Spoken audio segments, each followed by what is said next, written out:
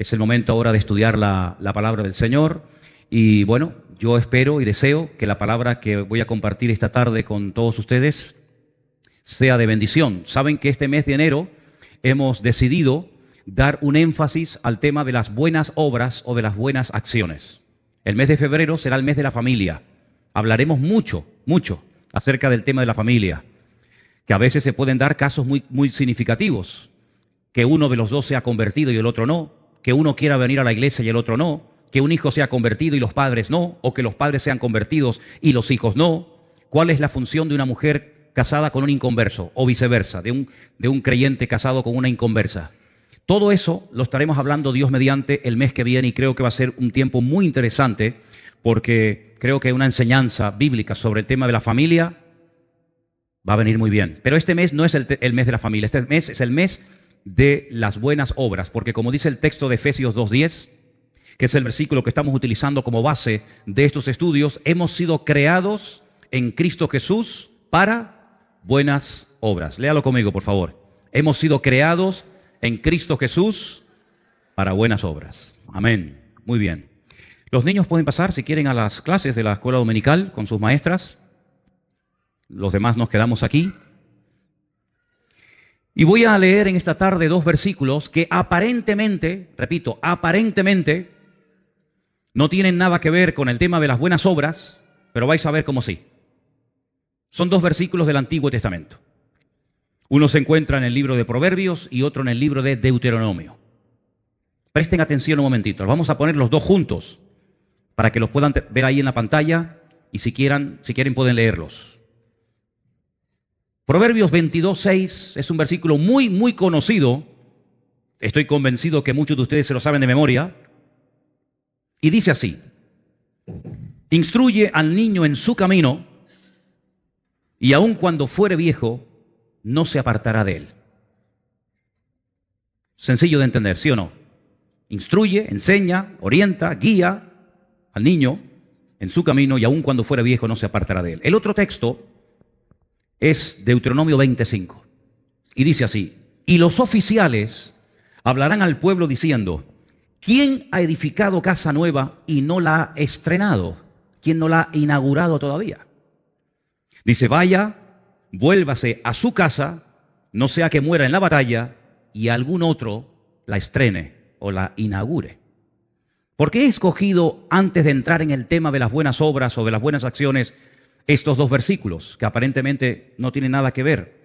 Miren, la palabra instruir en hebreo es la palabra janoj. Y la palabra inaugurar o estrenar, como hemos leído en esta versión Reina Valera, es janajó. Es decir, que la raíz de la palabra instruir y la raíz de la palabra inaugurar o estrenar es exactamente la misma. Claro, uno se queda sorprendido porque uno dice, bueno, ¿y qué tiene que ver instruir con inaugurar o estrenar algo? En español como que no pega, ¿no? Como que son dos cosas totalmente opuestas. Pero la Biblia dice que hemos nacido de nuevo, ¿sí o no? Hemos nacido de nuevo. Es más, es un requisito fundamental para, dice la Biblia, entrar en el reino de los cielos. Dice, el que no nace de nuevo, otra versión dice, el que no nace otra vez, no puede entrar en el reino de los cielos. Luego, nosotros, todos los que estamos aquí reunidos, y los que nos están viendo, todos hemos tenido un nacimiento físico. Todos hemos nacido de una mujer.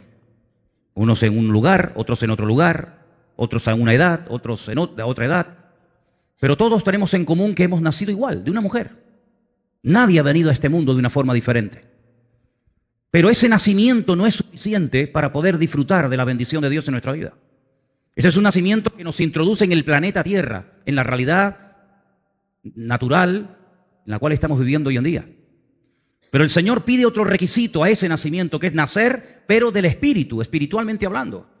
Claro, la primera vez que encontramos esta enseñanza en el Nuevo Testamento, el Señor se la está dando a un personaje llamado Nicodemo, que dice que era un rabino muy famoso y muy conocido y reconocido entre los judíos.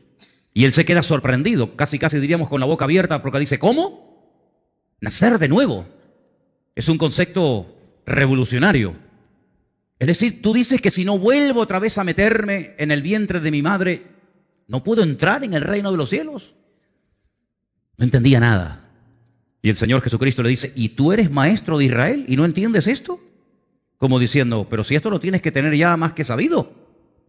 El que no nace de nuevo no puede entrar, ni disfrutar, ni ver el reino de los cielos. Entonces, cuando nacemos de nuevo, que es cuando le entregamos nuestra vida al Señor Jesucristo, eso es la conversión, ¿verdad? Es pasar de muerte a vida. Nuestro cuerpo sigue teniendo exactamente la misma edad que tenía antes de aceptar al Señor. Si usted se convirtió con 30 años, tú te conviertes, le entregas tu vida al Señor y sigues teniendo 30 años. Si tenías canas, las seguirás teniendo o más. Si eras alto o bajo, hombre o mujer, sigue siendo naturalmente, físicamente el mismo. Por fuera igual. Pero se produce algo en tu interior que la Biblia lo llama el nuevo nacimiento. Porque la Biblia dice que el ser humano está compuesto por espíritu, alma y cuerpo. Hombre, explicar lo que es el cuerpo me parece a mí que es perder el tiempo, porque vamos, es evidente lo que es el cuerpo y para lo que sirve y para lo que no sirve. Si quieres memorizar cosas, aprobar un examen, hombre, puedes tener unos músculos muy desarrollados y puedes tener una vista como un lince y puedes tener, no sé, unos pulmones extraordinarios y puedes tener unas piernas, lo que tú quieras, pero si quieres memorizar, tu parte física no te sirve. Porque la parte física del hombre no ha sido diseñada por el Creador para memorizar, ni para recordar, sino hay otras partes del cuerpo humano, ¿verdad?, que han sido creadas y diseñadas para recibir ese tipo de información y luego recordarla y luego explicarla o compartirla. Si quieres expresar una emoción, un sentimiento de tristeza, de gozo, de alegría, de desánimo, de derrota, de victoria, los ojos, los oídos, la boca, las manos no te sirven de nada. Hay otra parte que no se ve, algo abstracto, pero amigo, cuando estás triste, tú sabes que estás triste. Y cuando estás animado, tú sabes que estás animado. No puedo mostrar mi ánimo, no lo podemos pesar, no lo podemos medir, no lo podemos oler, pero es una realidad increíble, ¿no? Total. Luego hay muchas partes del ser humano que son tan reales como las visibles, que no se pueden ver, pero son reales. Los recuerdos son reales. Podemos recordar muchas cosas, podemos memorizar otras. Podemos incluso darle rienda suelta a nuestra imaginación y nadie, el que está a tu lado, ni se entera lo que estás pensando o lo que te estás imaginando. Los sueños son a veces tan reales como la vida misma.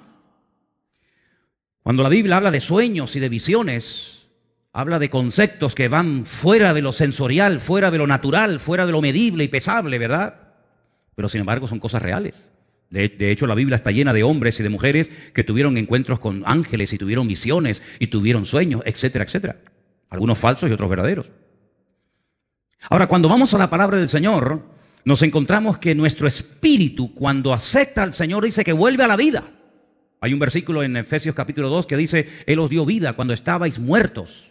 ¿Cómo muertos? Sí, en vuestros delitos y pecados. Tú físicamente estabas vivo, comías, respirabas, viajabas, estudiabas, te graduabas, te casabas, te reproducías, etcétera. Pero espiritualmente hablando, hasta que no aceptas al Señor y naces de nuevo, estás muerto, espiritualmente hablando.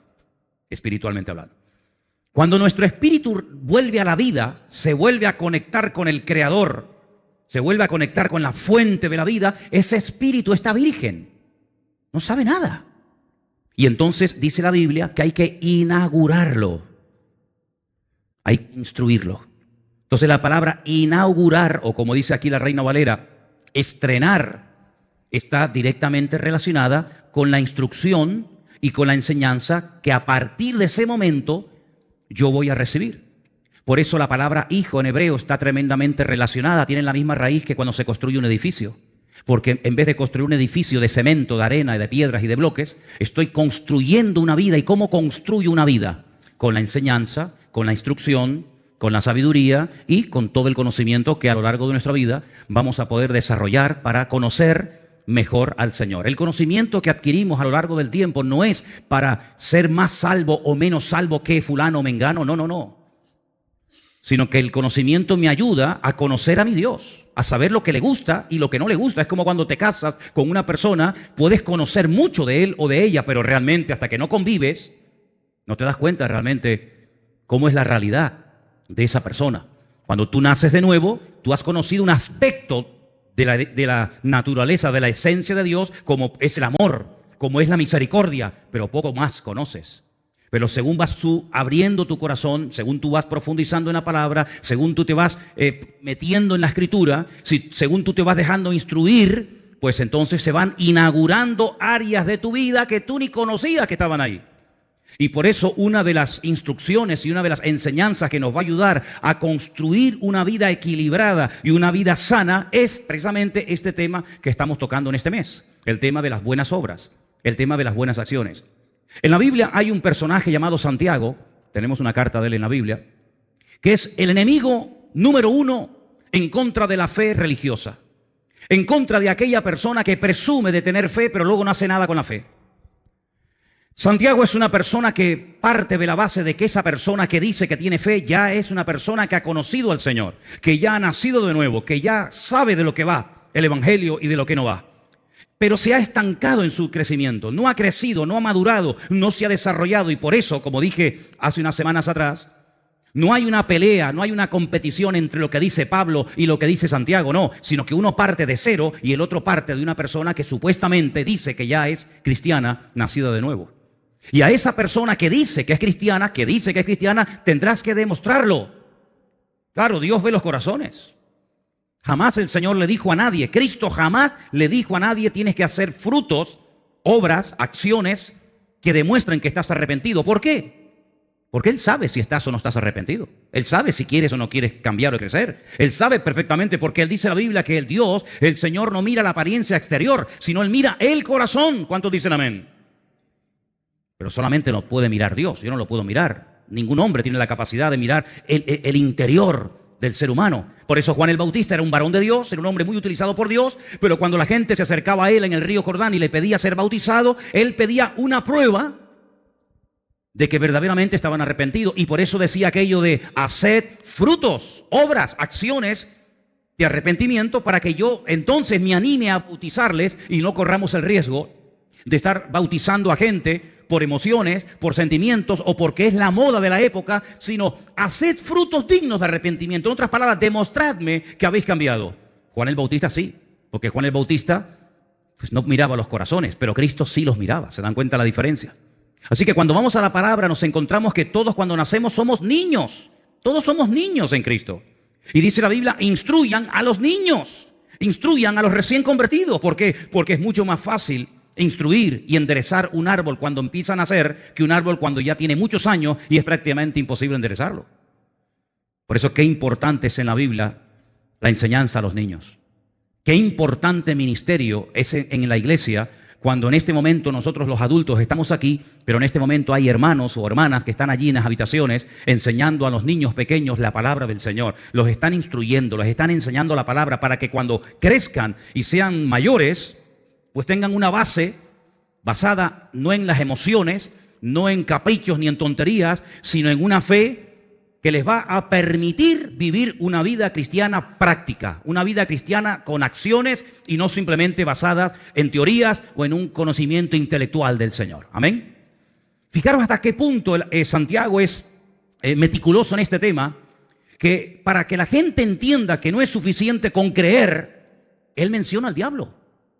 Sí, él dice, los demonios, el diablo, es un creyente. Satanás no es un ateo. Satanás sabe que hay un Dios que existe. Sabe que hay un Dios creador. Satanás habló y conoció personalmente a Jesucristo. ¿Sí o no? Dice que en el desierto de Judea se le acercó y le dijo, ¿tú eres el Hijo de Dios? ¿Sí? Demuéstralo.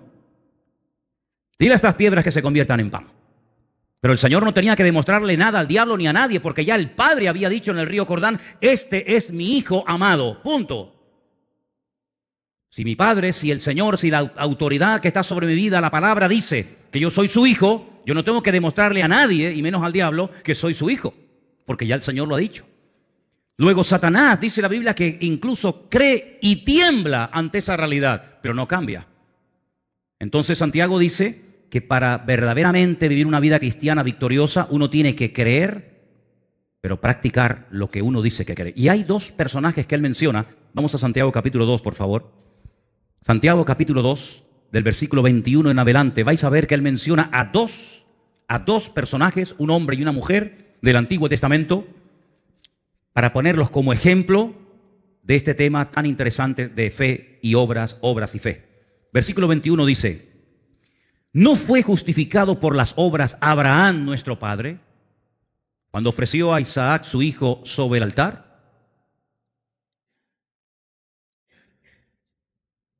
Interesante la pregunta, ¿no? ¿No fue justificado por las obras? No por la fe, sino por las obras nuestro padre Abraham cuando ofreció a su hijo Isaac sobre el altar. Algunos dicen, no, pero no lo ofreció. Bueno, lo ofreció y no lo ofreció. No lo ofreció físicamente, pero en su corazón sí lo ofreció al Señor. Ya se lo había ofrecido desde que salió de Beersheba, caminando 3 días atrás. Ya él lo había sacrificado al Señor. Faltaba el momento, la acción, ¿verdad? Que estuvo también a punto de realizarla. Versículo 22.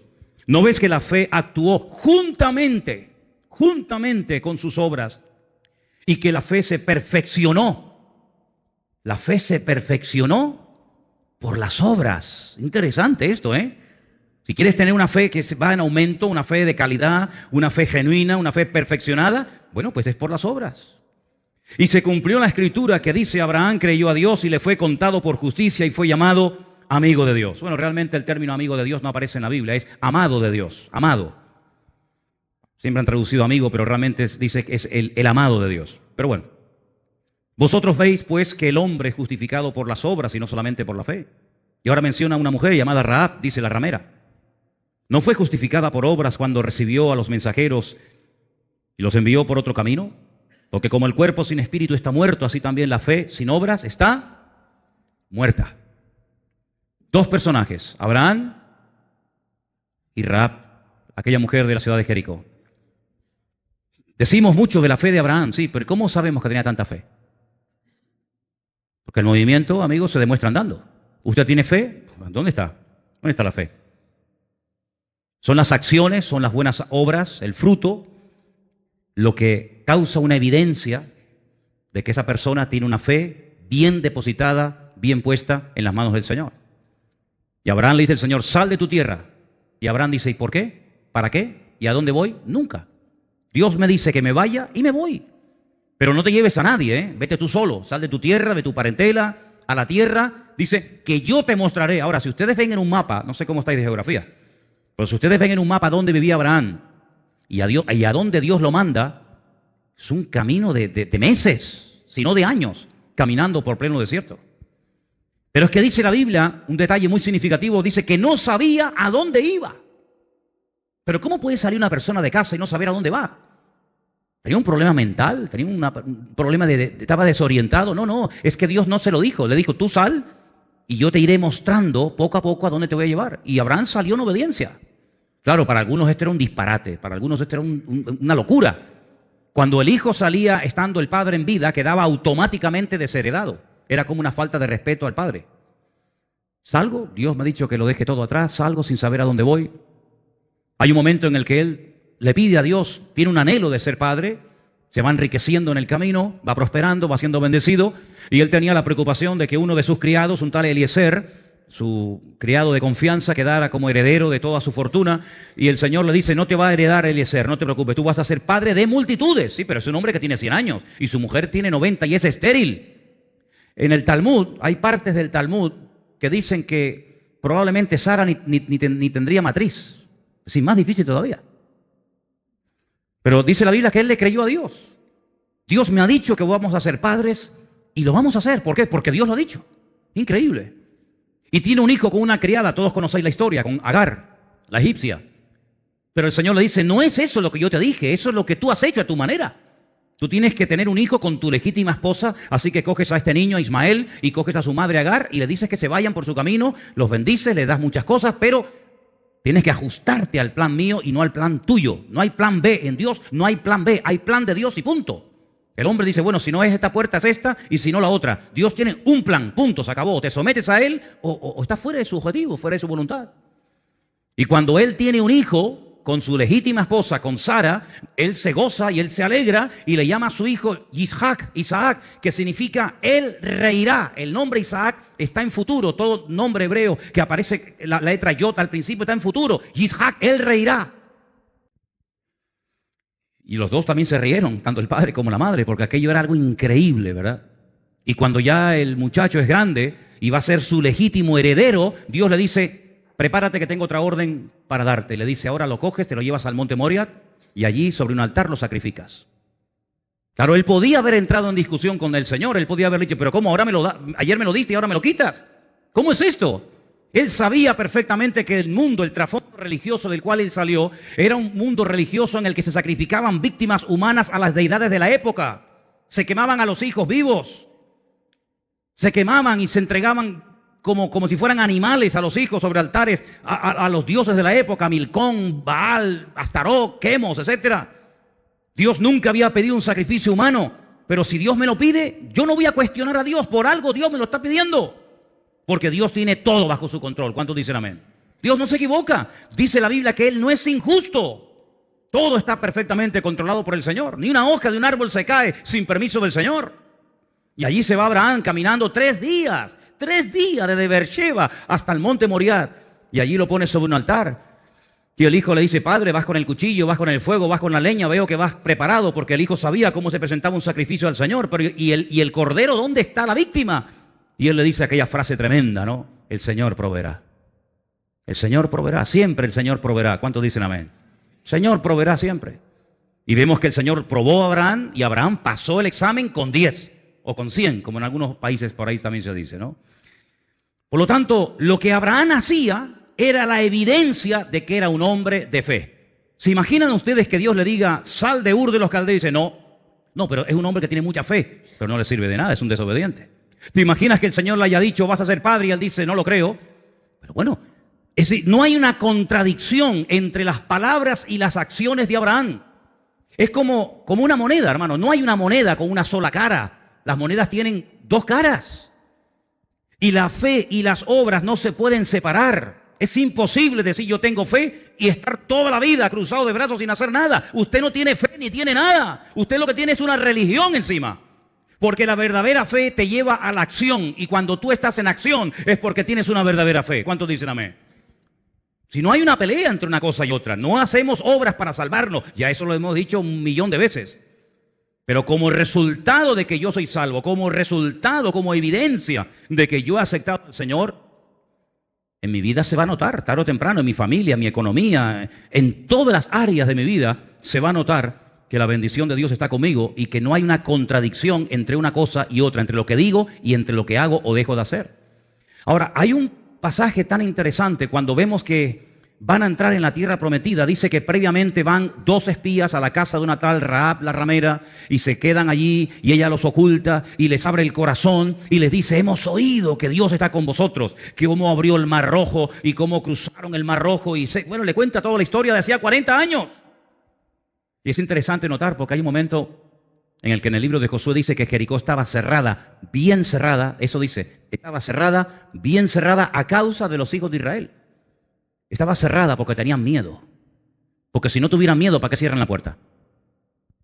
Si no tuvieran miedo, ¿para qué levantaron una doble muralla? Había un círculo concéntrico, una muralla por fuera y otra muralla por dentro. ¿Para qué tanta seguridad? ¿Para qué tanta protección? Porque tienen miedo.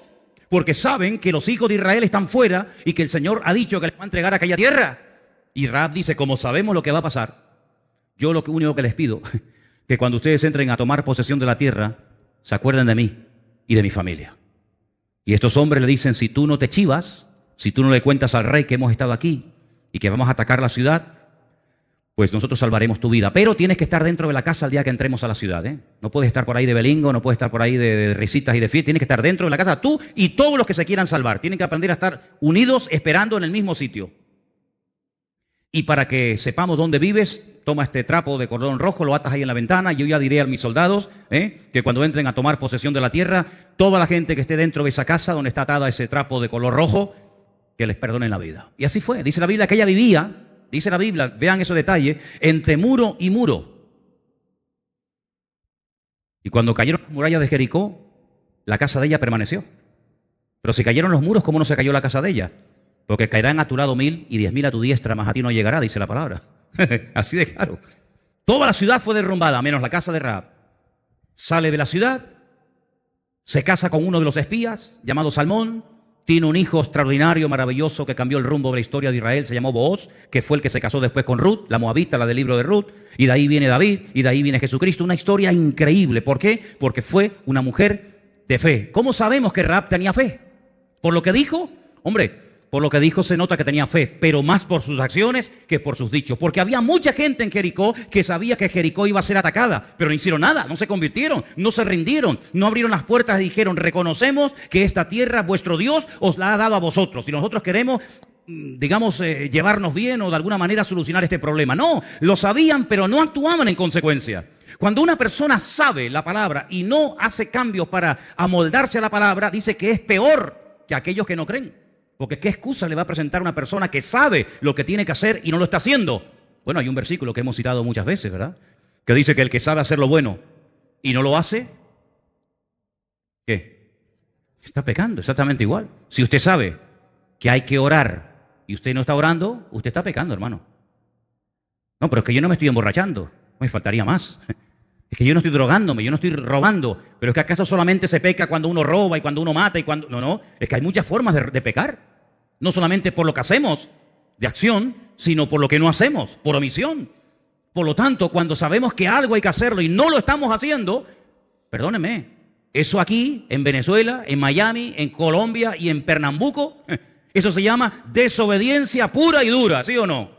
Si yo sé que tengo que hacer algo, yo tengo que pedirle perdón, yo tengo que hablarle a esa persona que me ha ofendido, yo tengo que hacer cambios en mi vida, yo tengo que, y lo sé, pero no lo hago, pues mira, pues, ¿pero lo has intentado? No, tampoco. Pues entonces, querido, me parece que ni la teoría la has aprendido, ni la teoría, por eso no hay práctica. Entonces vemos que estos dos personajes, Abraham y Rahab, eran personas que por lo que hicieron, oye, era evidente que eran personas que tenían fe. Yo creo que uno de los seres creados que más fe tiene, no se escandalicen por lo que voy a decir, pero yo creo que uno de los seres creados que más fe tiene se llama Satanás. Porque no duda en ningún momento de la existencia de Dios.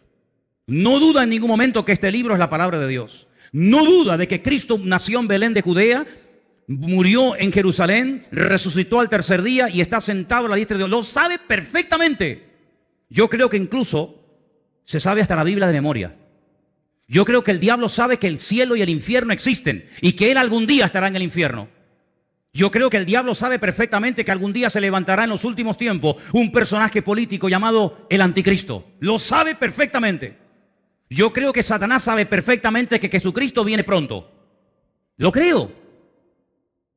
Pero ¿sabes qué? Toda su creencia, todo su conocimiento, entre comillas, toda su fe, no le sirve absolutamente para nada. Porque jamás se va a arrepentir, jamás va a reconocer que desobedeció y pecó contra el Señor, sino que simplemente es una persona que tiene un conocimiento, pero ese conocimiento no le lleva a cambios en su vida. Y hermanos, la Biblia nos enseña que por sus frutos seremos conocidos. El buen árbol dice que se conoce por el fruto y el mal árbol se conoce porque da malos frutos. Exactamente igual es en la vida de un creyente. Ahora, la lectura que se leyó hoy, ¿cuál fue? Éxodo 20. ¿Éxodo 20 de qué habla? De los 10 mandamientos. Pero no los 10 mandamientos que nos enseñaron cuando éramos pequeñitos en la escuela. Porque yo estudié toda mi vida en colegios de curas, toda mi vida. En Venezuela, en los maristas. Creo que la calle donde estaba el colegio maristas era la avenida Francisco Miranda. Yo vivía en Chacao, desde Chacao yo veía el aeropuerto de La Carlota allá frente y por abajo pasaba la avenida Francisco Miranda. Y enfrente tenía el colegio de los hermanos maristas. Y cuando vinimos a España en el año 71, mi padre me metió en otro colegio de curas, en los Salesianos, que está enfrente de las piscinas Metropol, en León y Castillo, en Las Palmas de Gran Canaria. Así que toda mi educación de pequeño fue en colegios de curas. Y yo me sabía muchas cosas de memoria que después me sirvieron cuando yo me convertí al Señor. Por ejemplo, una de ellas, el Padre Nuestro. A mí no me enseñó la Iglesia Evangélica el Padre Nuestro. Yo ya sabía el Padre Nuestro de memoria. Hombre, lo rezaba en el rosario, tú imagínate si lo tenía que saber. Madre mía. Las bolitas aquellas, ¿te acuerdas? Las bolitas y tal. Madre mía. Pero también me enseñaron los 10 mandamientos. Pero no estos. No, estos no. Estos nunca me los enseñaron. Me enseñaron otros. Que se parecen a esto. Pero no son iguales.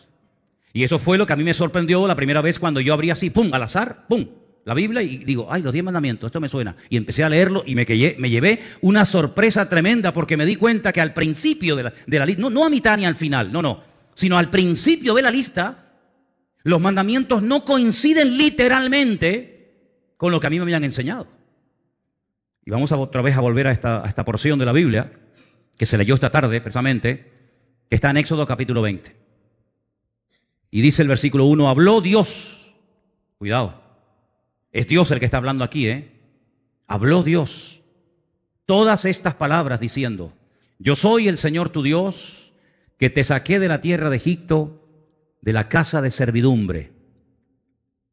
Primer mandamiento, versículo 3, no tendrás dioses ajenos delante de mí. Fíjate, me llama la atención la palabra ajenos. No se toca lo ajeno, no se puede desear lo ajeno. En este caso, no tendrás dioses ajenos. No tienes nada que ver con esos dioses. No te harás imagen, ni ninguna semejanza de lo que está arriba en el cielo, ni abajo en la tierra, ni en las aguas debajo de la tierra. No te inclinarás a ellas, ni las honrarás, porque yo soy el Señor tu Dios, fuerte, celoso, que visito la maldad de los padres sobre los hijos hasta la tercera y cuarta generación de los que me aborrecen. Yo esto, hasta los 17 años, nunca lo había leído en mi vida. Nunca. Jamás. Los otros sí. Los otros ya más o menos los conocía. Pero hasta que yo abrí una Biblia por primera vez en mi vida a los 17 años de edad, yo esto no lo había leído ni oído. Ni oído en mi vida. Eso de que yo no me puedo postrar ante imágenes, que no puedo hacer imágenes, que no puedo honrarlas, es que era todo lo contrario a lo que yo practicaba. Y no es que fuera muy devoto, pero es que, amigo, lo hacías o lo hacías. Y cuando yo llegué a la palabra de Dios me encontré con este dilema. ¿Esto qué es? Pero claro, automáticamente me vino el pensamiento a la cabeza de que esto era algo que decía la Biblia de los evangélicos, de los protestantes, como se le llamaba en aquella época. Entonces mi madre tenía una Biblia en el cajón y como yo estaba todo el día abriendo cajones para ver si le podía sacar algo y venderlo por ahí o lo que fuera, pues abriendo los cajones me encontré un día un libro negro y ponía Santa Biblia, Nácar Colunga. Y entonces busqué más o menos la misma página o capítulo y comencé a comparar. Y la única diferencia que noté entre la Biblia que yo llamaba católica y la Biblia que me habían regalado en una iglesia evangélica es que en esta pone la palabra Jehová y en esta ponía Yahvé. Digo, bueno, yo me llamo José Manuel. Si usted me quiere llamar José, me puede llamar José o me puede llamar Manuel. Entonces aquí le llamarán Yahvé, aquí le llamarán Jehová, pero es el mismo, ¿no? Después, sinceramente, no noté ninguna otra diferencia. Entonces cogí la Biblia que me habían regalado y me fui a hablar con don Gilberto. Don Gilberto era uno de los hombres más buenos que yo he conocido en mi vida. Era un cura. Jugábamos al fútbol, éramos amigos. Hombre, me daba cada colleje, cada capón cuando me portaba mal, que ni te imaginas. Yo porque tengo todavía algo de pelo, pero si fuera calvo tendría la cabeza como la luna, así toda llena de agujeros, ¿no? De los capones que me dieron. Y le dije, don Gilberto, el domingo estuve en una iglesia evangélica. Yo hice así por si acaso me daba. Y me regalaron esta Biblia y he leído los 10 mandamientos y veo que no coincide uno con otro. Y ahora estoy en un dilema, ¿qué hago? Y me dijo, bueno, mirando así para los lados, por si acaso, dice, si en algún momento de tu vida te encuentras en una encrucijada que no sabes a quién obedecer, si a Dios o a los hombres, quédate siempre con la palabra de Dios. Le dije, muchas gracias. La cerré hasta ahora que tengo 55 años, amigo. Hasta ahora. Descubrí a los 17 años de mi vida los verdaderos 10 mandamientos. Y resulta que son 10. Y podemos dividirlos en 5 y 5, ¿vale? Los primeros 5 mandamientos son mandamientos que tienen que ver con la fe, con nuestra creencia. Somos monoteístas, no somos politeístas, adoramos a un solo Dios y a Él solo adoramos y servimos. Por lo tanto, tener otros dioses sería una contradicción garrafal. Si eres monoteísta, no puedes adorar a nada ni a nadie que no sea tu Dios. Así que los primeros 5 mandamientos nos hablan acerca de nuestra creencia, de nuestra fe. Sí, también hay un mandamiento que tiene que ver con el vocabulario, ¿no? Pero empiezan mandamientos que tienen que ver con la fe, entre los 5, uno con el vocabulario y finalmente el último, el quinto, con la acción. Y los otros 5, del 6 al 10, es al revés. Hablan primeramente de la acción, después pasa por el vocabulario y finalmente termina por algo de fe. Es decir, esos 10 mandamientos me hablan de que yo tengo una relación y tengo una responsabilidad con mi Dios. Y los primeros 5 mandamientos me conectan con mi fuente, con mi creador, con mi Señor. Pero cuidado, cuidado. Yo no estoy viviendo en el cielo en este momento, yo estoy viviendo aquí en la tierra. Y los otros 5 mandamientos me conectan con la realidad en la cual vivimos hoy en día, con la dimensión en la cual vivimos, que es una dimensión material, de espacio y de tiempo. Así de claro. Y los otros 5 mandamientos no hablan de mi relación con Dios, sino hablan de mi relación con los semejantes. Y por eso si un vecino o un hermano en Cristo tiene más que yo no puedo tener envidia ni codiciar lo que él tiene, sino tengo que gozarme en lo que Dios le ha dado a él. Y no puedo codiciar y no puedo anhelar lo que tiene el otro, ni robarlo, ni insultarlo, ni matarlo, porque unos me conectan con Dios y otros me conectan con los hombres. La fe, en cierto sentido, me ayuda a estar por encima de los problemas de la vida. Me eleva, los otros 5 me bajan. Y uno dice, pero esto es como una... No es ninguna contradicción, es la realidad de la vida. Pero si yo no cumplo los primeros 5 mandamientos, ¿cómo voy a poder cumplir luego con las acciones prácticas? Es imposible. ¿Cómo no se te van a ir los ojos? ¿Y cómo no vas a desear? ¿Y cómo no vas a envidiar? ¿Y cómo no vas a matar en tu corazón a otras personas? ¿En base a qué no haces lo malo? En base a los 5 primeros mandamientos que me dicen que mi Dios es mi cobertura, mi autoridad y mi Señor. Y por eso actúo en consecuencia. No porque soy una persona religiosa, sino porque entiendo que si yo me acerco a Dios, el Señor, tarde o temprano, me va a poner en una realidad donde tengo que demostrar. No con palabras, porque el mundo no ve las palabras, el mundo ve las acciones. En la iglesia se le da mucha importancia a lo que decimos. Por eso cuando alguien ora, ¿verdad? Cuando alguien predica, cuando alguien da testimonio, generalmente todo lo que se suele hacer en la iglesia tiene que ver con las palabras, generalmente. Si yo tomo un testimonio de un hermano o de una hermana ahora que quiere subir aquí a compartir un testimonio, son palabras. Sí, muy bien. La lectura que hemos tenido son palabras. Lo que hemos cantado son palabras con música. Lo que estoy haciendo ahora, bueno, estoy predicando, son palabras. Pero de la puerta para afuera, el mundo está harto de palabras. En el mundo el tema de las palabras ya no funciona. Ya la gente no le cree a nadie. Ya la gente no le cree a los políticos. Ya la gente ha perdido la fe en las palabras, porque han sido tantas veces engañados que ya la gente perdió la fe en las palabras. Ahora, allá afuera, podríamos decir que allá afuera, los otros 5 mandamientos del 6 al 10 me vienen de perla porque es la vida práctica. Y de la puerta para adentro es la vida, entre comillas, teórica, donde aquí todos somos buenos, pero donde hay que demostrar que somos buenos y creyentes, no es aquí dentro, sino es allá afuera. ¿Cuántos dicen amén? ¿Es así? Así de claro. Y por eso en los 10 mandamientos encontramos estas 2 caras de la moneda y encontramos cómo el Señor me permite acercarme a Él, pero acercarme a Él ¿para qué? ¿Para que me vaya bien en la vida? Bueno, sí, pero no solamente para que me vaya bien en la vida, sino para poder vivir en victoria bajo la presión en la que nos encontramos diariamente, unos más y otros menos, pero es la realidad en la cual vivimos nosotros hoy en día. La petición que les pedí el otro día referente al local, ¿os acordáis? ¿Sí o no? Eso es estar bajo presión. Eso es una presión sobre uno tremenda. Pero hoy tengo una noticia buenísima que compartirles. Que Dios tiene todo el control, que Él es nuestro pastor y que Él suplirá todo lo que nos haga falta y que no tiene más o menos poder por el número de las personas que somos o dejamos de ser, sino que Él está sentado en su trono y dice la Biblia, y nadie nos podrá hacer frente en todos los días de nuestra vida, porque como estuve, estaré y estaré contigo todos los días hasta el fin del mundo. En otras palabras, la realidad del mundo es tremenda, es presión, son tentaciones, son calumnias, son mentiras, son desánimo, es cansancio, es la edad, no sé qué, todo lo que tú quieras, pero la otra realidad nos dice que cuando ponemos nuestra fe y nuestra confianza en el Señor tiene todo bajo su control y podemos dormir en paz. Y claro, yo soy humano. ¿O no sabían que yo soy humano? Bueno, después les dejo que me toque un poquito, sin pasarse. Soy humano y a veces me entran miedos. Sí. Bueno, leí estos días, estoy leyendo las cartas o los libros de Crónicas y dice que Josafat tuvo miedo. Yo digo, Señor, si Josafat tuvo miedo, ¿cómo no voy a tener miedo yo? Y David tuvo miedo y David dijo, me voy a vivir con los filisteos porque este hombre es tan malo que un día me va a terminar matando.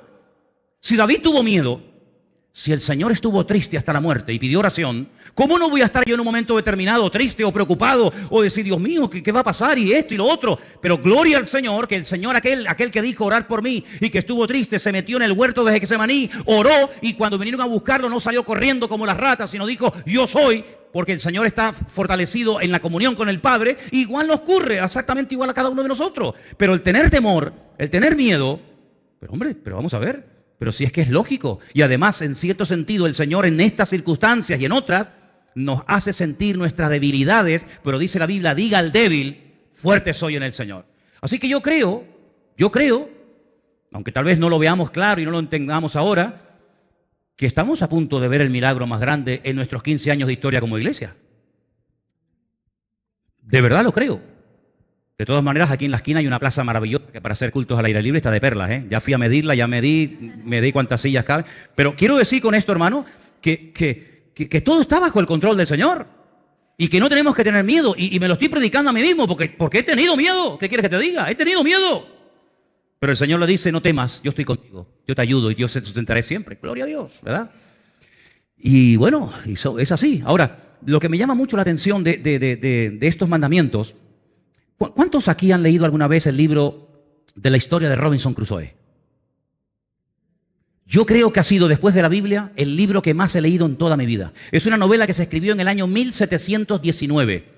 Como a mí me gusta tanto esto de la supervivencia, la aventura y subirme a árboles y cortar así el cuello de animales, y me gusta todo esto, pues el libro de Robinson Crusoe, que era así un tocho así de gordo, pero yo además lo tenía en cómics, lo tenía en dibujitos, yo era un enamorado de Robinson Crusoe. ¿Cómo se llamaba el esclavo? Viernes, sí señor. 28 años estuvo Robinson Crusoe, el barco naufragó, él llegó a la orilla, llegó a una isla de caníbales y el hombre estuvo allí 28 años. Y era un libro que a mí me volvía loco y lo terminaba de leer y volvía otra vez y cómo cazaba y cómo tal. Pero ¿saben qué, hermanos? Eso es una novela. La vida cristiana no es como la de Robinson Crusoe. La vida cristiana, el Señor tarde o temprano nos va a poner en contacto con la realidad. Y para que vean lo que les estoy hablando, lo real que es, ¿han leído alguna vez el pasaje del Señor en el monte de la transfiguración? ¿Sí o no? Yo solamente estuve una vez en ese monte. He ido muchas veces a Israel, ustedes lo saben, pero solamente una vez me dijeron, ¿te gustaría subir al monte Nebo? Digo, ¿y eso qué es? Hombre, el monte Nebo es el monte de la transfiguración. Digo, qué bueno, vamos. Entonces cruzas todo el valle de Megiddo. No sé, no les prometo nada, pero si podemos, subiremos ahora en febrero. No les prometo nada, pero vamos a ver si podemos ir. Y en ese monte, dice la Biblia que subió con 3 discípulos. ¿Quiénes eran? Los de siempre, ¿no? Los más cercanos. Los más cercanos son los que mejor comían, los que más veían del Señor, lógico. Sí, el otro está allí en Pedro, Jacobo y Juan. ¿A quién vieron? Vieron a Elías. Vieron a Elías. Tú sabes que hasta el día de hoy, muchos rabinos judíos oran para que se les presente el profeta Elías. ¿Qué te parece, amigo? Tú sabes que la experiencia más grande que se puede tener dentro del judaísmo, o una de las experiencias más grandes que se puede tener dentro del judaísmo, es que el profeta Elías se te presente y te dé lecciones de Torá. Una cosa de loco, ¿no? Pues ellos lo vieron, y lo vieron allí, vieron a Elías. Muchacho, Elías. ¿Y saben a quién vieron? A Moisés. ¿Sabes que cuando un judío menciona el nombre Moshe, dice Moshe Rabenu? Moisés nuestro maestro. Cuando dicen Abraham, dice Abraham Avinu, nuestro padre. Cuando dice Moisés, dice Moshe Rabenu, nuestro maestro. Es una figura tremenda. El Señor lo tuvo hasta que enterrar, porque dice para que no terminaran adorándolo los judíos, imagínate. Pues lo vieron a los dos, a Elías y a Moisés. Y vieron al Señor de una forma, se transfiguró. Es como cuando un gusano se hace la metamorfosis y se convierte en mariposa. Vieron al Señor de una forma diferente. Dijeron, Señor, esto es la gloria. Es como si ya hubiéramos llegado a la gloria. Y Pedro le dijo al Señor, Señor, vamos a hacer unas casitas. Es que Pedro es mucho, ¿eh? Pedro es mucho, ¿eh? Llegamos al cielo y vamos a hacer una casita. Entonces, ¿para qué llegamos al cielo? Vamos a hacer unas casitas. No, pero fíjate lo que dice. Dice, una para ti, otra. Se olvidó de los hermanos y todo. A mí qué me da. Y el Señor dice, no, fuera. Cuando bajan de la montaña con aquella experiencia que Pedro, cuando es anciano, la comenta en una de sus epístolas, dice, nosotros le vimos en el monte y oímos la voz santa y tal. Cuando bajan de la montaña, el Señor dice, ¿hasta cuándo tengo que estar con vosotros, generación incrédula? Ya empiezan otra vez los líos, los follones, los problemas, que el niño es endemoniado, que esto no pudieron sacar al demonio, que no tienen fe. Y yo digo, Señor, ¿pero para qué bajamos? Con lo a gusto que estábamos allá arriba, bajamos con esta partida de incrédulos aquí otra vez. Esos son los 10 mandamientos. Es estar conectado a la fuente para poder soportar en el valle lo que el Señor permita que te venga. ¿Por qué soportamos en el valle? Porque hemos estado previamente en el monte en la presencia del Señor. Porque si no estás en la presencia del Señor, no aguantamos ni un minuto la presión. Pero el creyente, y más nosotros en esta recta final en la que estamos los cristianos, yo así por lo menos lo creo, vamos a estar bajo presión continuamente, cada vez más, cada vez más. Por eso necesitamos como nunca antes acercarnos a la fuente, porque la presión va a ser tan tremenda que hace años el que oraba poco escapaba. El que se congregaba poco escapaba. El que sabía poquito de la Biblia escapaba, pero hoy en día ya no, amigo. Hoy en día, el que no pague el precio, el que no ore, el que no busque de Dios, no tiene futuro, porque la presión va a ser cada vez mayor. Pero dice la Biblia, agárrate, una promesa preciosa, que donde abunda el pecado, sobreabunda la gracia. Hombre, es que si no es así, ya me contarás. Ya me contarás. ¿Ya no te está pasando que tú eres el único creyente en tu trabajo? ¿Ya no te está pasando eso? Antiguamente no era así. Antiguamente en un trabajo había más creyentes que inconversos. Hoy en día no. Hoy en día puede ser que en tu clase, en la universidad, fíjate lo que te digo, seas la única cristiana en toda esa clase, en toda esa universidad, en ese momento. Entonces, Dios mío, yo sola ante 1000. No, tú sola no. Tú y el Señor contigo, dice la Biblia. Entonces, en los 10 mandamientos encontramos, hermano, esta unidad perfecta que tiene que haber entre lo que creemos y entre lo que vivimos, entre lo que creemos y entre lo que practicamos. Ahora, yo les voy a pedir un favor, empezando desde hoy. Yo quiero pedirles, espero que lo recuerden, que durante toda esta semana hasta el próximo domingo, todos los días, lean el capítulo 11 de la carta a los Hebreos. ¿Lo haréis? Vas a tener que hacerlo, porque el que me diga que no el domingo lo subo aquí arriba, vas a tener que leerlo en público, así que tú verás. Todos los que estáis aquí, de aquí al próximo domingo, leer cada día, me da igual si es por la mañana, por la tarde, por la noche, me da igual. Pero no vale, escuchen, no hagas trampa, ¿eh? Hay algunos que dicen, no, yo tengo un móvil con la Biblia hablada. ¿La habéis visto, no? Hebreos 11, se ponen los cacharros aquí y entonces está conduciendo, hablando y le van leyendo. No, eso no vale. No, eso no vale. Tiene que leerlo tú, en alta voz. Hebreos 11, desde el versículo 1 hasta el último versículo. El lunes, el martes, el miércoles, el jueves, el viernes, el sábado y el domingo. Porque vais a ver, y yo les voy a pedir, ¿por qué les pido que hagan esto? Por una sencilla razón. Porque vais a ver todo lo que un hombre y una mujer puede llegar a hacer en la vida teniendo fe en Dios. Todo lo que una persona puede llegar a hacer. Miren, hermanos, hay más cosas que tenemos que hacer que las que tenemos que creer. ¿Me oyó eso? Si ponemos en una balanza lo que tengo que hacer y lo que tengo que creer, lo que tengo que hacer supera por mí lo que tengo que creer. Porque lo que tenemos que creer y saber no es tan complicado, créame. Pero tenemos toda una vida por delante para hacer las obras para las cuales fuimos creados en Cristo Jesús, Señor nuestro. Usted sabe que antes de que el mundo existiera, ya Dios tenía todo preparado para que yo me dedicara durante el resto de mi vida a hacer las obras que ya Él ha hecho de antemano por mí. ¿Qué le parece? Es un misterio, es una cosa increíble, ¿no? Es como si le digo que el Señor Jesucristo ya sabía que iba a morir en la cruz antes de que Adán y Eva fueran creados. Pero si aún no habían nacido o habían sido creados Adán y Eva, y ya Cristo le había dicho al Padre, cuenta conmigo que si pecan esto me mandas a mí y muero por ello. Antes de la fundación del mundo, ya Cristo había dicho al Padre, heme aquí, envíame a mí. Porque el Señor lo sabe todo. No va improvisando sobre la marcha, Él lo sabe todo. Él lo ve al mismo tiempo, esa visión tridimensional del pasado, del presente y del futuro. Por lo tanto, las buenas acciones, las puertas que se nos abrirán en la vida, no es porque nosotros nos las hayamos abierto, sino porque el Señor te va a poner delante de tu vida las acciones que tú tienes que hacer, que tú tienes que realizar. Y si las haces, tengo algunos versículos que quiero compartir con ustedes en esta noche. El primero está en Crónicas y lo vamos a leer. Está en Segunda de Crónicas, capítulo 15, versículo 7. Por favor, preste atención. Es un versículo precioso. Ya Anderson lo leyó el día jueves aquí. Pero yo quiero volver a leerlo, porque sé que algunos de ustedes no estaban. Y es un versículo que deberíamos de hacer lo posible por aprenderlo de memoria. Repito, Segunda de Crónicas 15, 7. Por favor. Pero esforzaos vosotros y no desfallezcan vuestras manos, pues hay recompensa para vuestra obra. 15, 7. 15:7. Léelo otra vez, por favor. Pero esforzaos vosotros y no desfallezcan vuestras manos, pues hay recompensa para vuestra obra. ¿Hay recompensa para qué? ¿Para lo que creo? No. ¿Cuál es la recompensa de creer en Dios? Si yo creo en Dios y me convierto al Señor, ¿cuál es la recompensa de haber creído en Dios? ¿Cuál es? La salvación. Cree en el Señor Jesucristo y serás salvo. Ya está, ya no hay más. ¿Sí o no? Creemos, nos salvamos. Hoy estarás conmigo en el paraíso, porque lo que has dicho es una evidencia de que tú crees en mí. Fíjate lo que le dice el ladrón en la cruz al Señor, ¿eh? El ladrón lo crucificaron a la misma hora que a Cristo, a las 7 de la mañana. Era el sacrificio de la mañana. Y el sacrificio de la tarde, la minjá, se hacía a las 3 de la tarde. y entraba el día de reposo. Había que bajarlos de la cruz porque eran tan religiosos, no les importaba crucificar a una persona, lo que les importaba era cumplir con el día de reposo. Increíble. Déjate de reposo, estamos crucificando al Señor, pero tú estás más preocupado en que lleven el día de reposo que en el Señor Jesús que está colgado. Pero hay que cumplir con la religiosidad. Sabían que los tres iban a morir.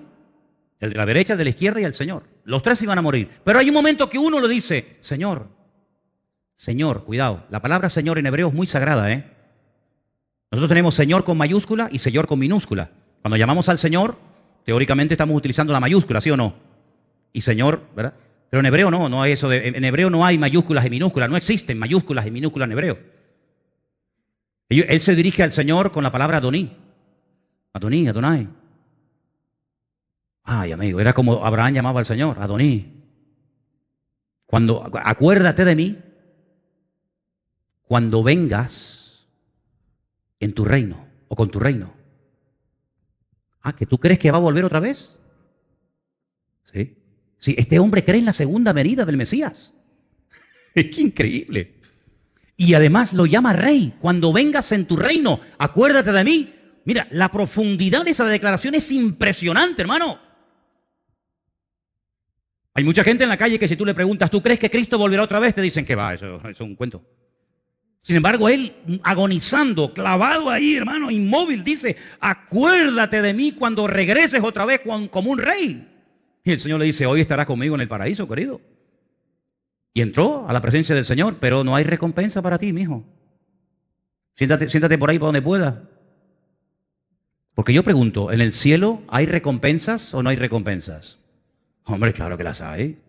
Claro que las hay. Y vamos a leerlo, porque yo siempre, saben que una de las cosas que aquí decimos es que todo lo que decimos tenemos que demostrarlo con la Biblia, si no esto es un disparate y una locura. Vamos a demostrar con la Biblia que hay recompensas según lo que hayamos hecho. Por ejemplo, vamos a leer algunos versículos, todos van a estar en Apocalipsis, para que si quieren buscarlo vayan ahí.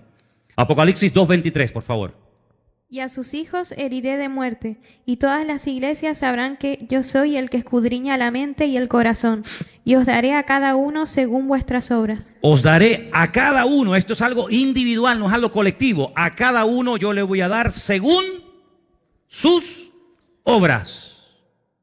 Primer versículo, ¿no? Pero hay más claros, hay algunos versículos que están más claros todavía. El 20, versículo 11 y 12, escuche. Y vi un gran trono blanco y al que estaba sentado en él, de delante del cual huyeron la tierra y el cielo, y ningún lugar se encontró para ellos. Y vi a los muertos, grandes y pequeños, de pie ante Dios, y los libros fueron abiertos, y otro libro fue abierto, el cual es el libro de la vida. Y fueron juzgados los muertos por las cosas que estaban escritas en los libros según sus obras. Va a haber un juicio según sus obras. La salvación no es por obras, no, la salvación es por fe. Por gracia sois salvos por medio de la fe. Y esto no de vosotros, pues es don de Dios. Efesios 2:10. La salvación usted no tiene que hacer nada porque ya Él lo hizo. Alguna gente dice, no, la salvación es gratis. Sí, bueno, porque tú lo digas. No, la salvación no es gratis, perdone. No. O sea que alguien la pagó por ti. Es como si yo te digo, toma, te regalo un coche. Ay, mira, el coche no vale nada. No, ¿cómo que no? El coche lo pagué yo. Yo lo pagué y te lo regalo. La salvación para ti es gratis. Pero a Él, que fue el que la obtuvo y el que la compró, ¿cuánto le costó a Cristo obtener la salvación? La vida, la sangre de Cristo hizo que la salvación para ti y para mí, gracias al Señor, sea gratis. Pero porque alguien la pagó, cuidado. Pero las recompensas es según lo que haya hecho cada uno. Y me parece lógico, hermanos. No puede tener la misma recompensa un hermano, con todo mi respeto, que ha estado en la iglesia toda la vida cruzado de brazos, que no ha hecho nada, que un mártir que ha estado torturado hasta la muerte, quemándolo y pinchándolo y torturándolo, y que ha dado su vida por la causa del Evangelio. Sería una injusticia, créanme. Creo que sería una auténtica injusticia que una persona que no ha querido hacer nada, sino que simplemente se ha acomodado y conformado con su salvación y nada más, merezca o obtenga la misma recompensa que una persona que ha dado su vida, toda la vida, sirviendo y honrando al Señor. La pregunta mía es, ¿cuántos tronos habrá en el cielo? ¿Usted tendrá un trono en el cielo? ¿Usted tendrá un trono en el cielo? Yo no. No sé si alguno de ustedes. En el cielo habrá 12 tronos para los 12 apóstoles del Cordero y dice que habrá para los 12 ancianos, total 24.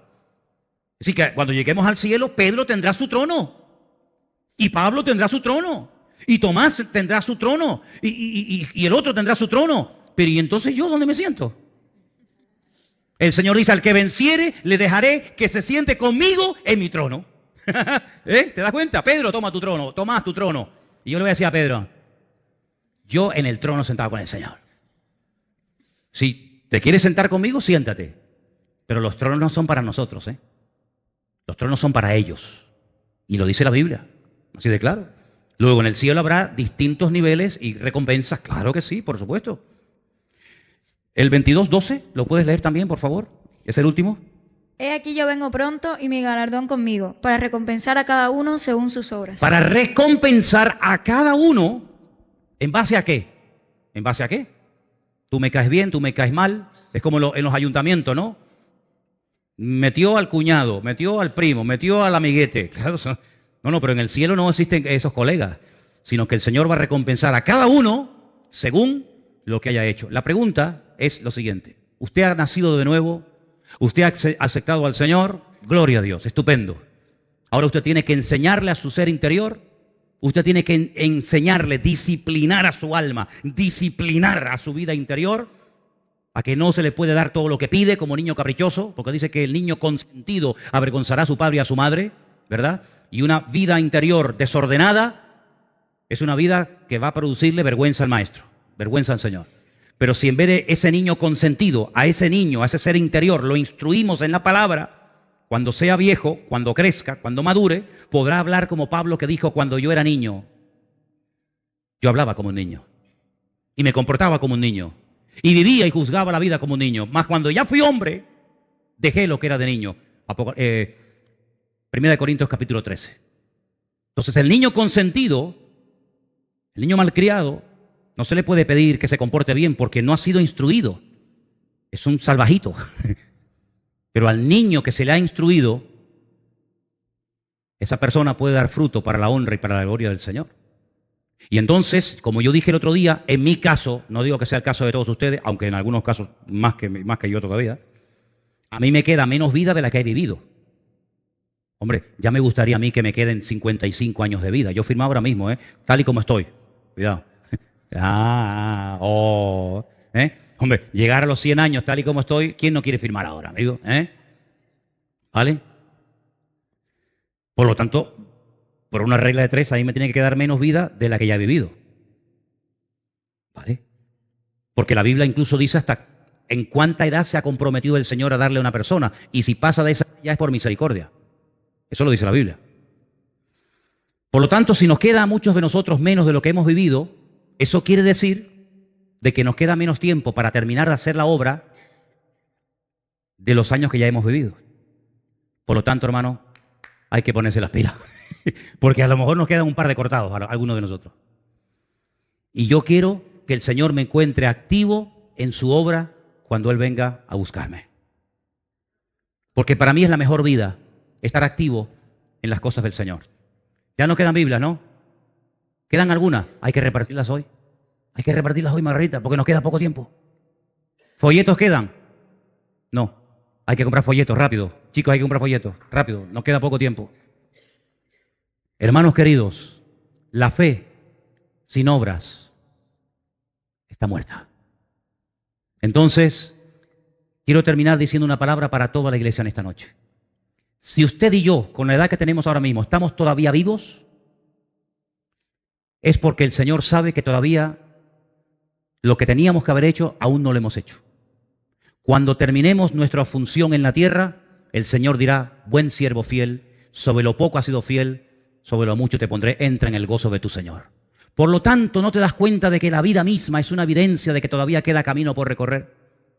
¿Te das cuenta cómo esa enfermedad no acabó contigo, ni aquel accidente tampoco, ni aquella operación tampoco? ¿Por qué? Porque todavía el Señor sabe que hay cosas que a mí me corresponde hacer, por las cuales Él me creó y me diseñó, y por las cuales Él todavía me da misericordia y me da tiempo. Pero hermanos, como decía el autor de la carta a los Hebreos, vamos a arrepentirnos de obras muertas. ¿Qué son obras muertas? Cosas que hemos comprado, cosas que hemos hecho, cosas que anhelamos, que no sirven para nada. Y si no sirven para nada, ¿para qué las haces? Por lo tanto, queridos hermanos, ¿qué les parece si en esta noche le pedimos al Señor que nos ayude a poner nuestra fe en práctica? Y vais a ver el próximo domingo, con la ayuda del Señor, porque vais a leer Hebreos 11 todos los días, ¿verdad? ¿Sí o no? Vais a leer Hebreos 11 todos los días, ¿verdad? ¿Sí? Ok. Pues vais a ver la cantidad de cosas que un hombre y una mujer pueden hacer cuando ponen la fe en práctica. Es increíble. Y el capítulo termina, les doy ahí un datito ahí como dato, dice, y si tuviera que hablar de lo que hizo David, de lo que hizo Barak, de lo que hizo Jefté, dice, bueno, el capítulo 11 de Hebreos sería un capítulo interminable, sería un capítulo enorme, porque hay muchas cosas que tú y yo podemos y debemos de hacer con la fe que el Señor nos ha dado. Cierra tus ojos y oramos al Señor en esta noche. Ahí donde estás. Aleluya. Cierra tus ojos y dile, Señor, Señor, Señor.